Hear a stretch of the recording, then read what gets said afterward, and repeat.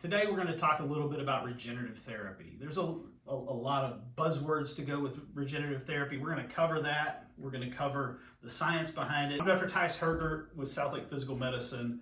I've been a chiropractor here in Southlake for 20 plus years. We have an integrated practice with both an MD, a nurse practitioner, and myself, where we work together collaboratively for the greater good of our patients. What is regenerative therapy? Well, in the common vernacular right now, people think regenerative medicine, they think stem cells. Well, stem cells is this huge topic that includes a whole variety of products, different types of stem cells, different types of tissue.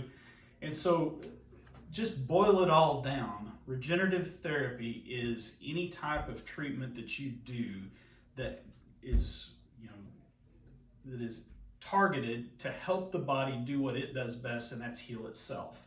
So whether it's PRP injections, where you're taking your own plasma, spinning it down and taking those healing factors and injecting it into the joint, or if it's an amniotic product or a cord-based product, or even the places that do the bone marrow and fat-derived stem cells, it's the whole goal is to basically inject these healing properties into the body to help it heal where it isn't healing on its own. So let's talk about more specifically how it works. So if you cut your arm, the very first thing that happens is your body's going to rush cells and growth factors and stem cells and white blood cells and all sorts of stuff to that cut to help heal it. Then it's going to make sure it has enough helper cells and all the different cells that it needs there until it's fully healed. And that takes a period of time. Well, what happens if your body doesn't have enough of that? Well, it doesn't heal properly.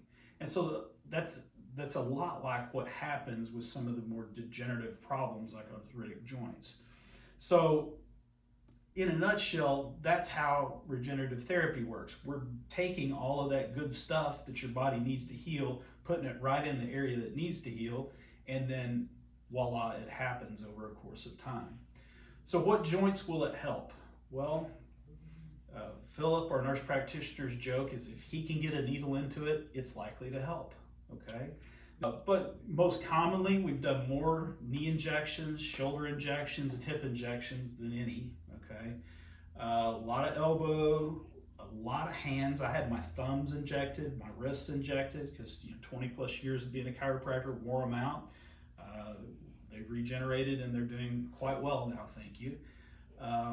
So it's a great alternative to having joint surgery.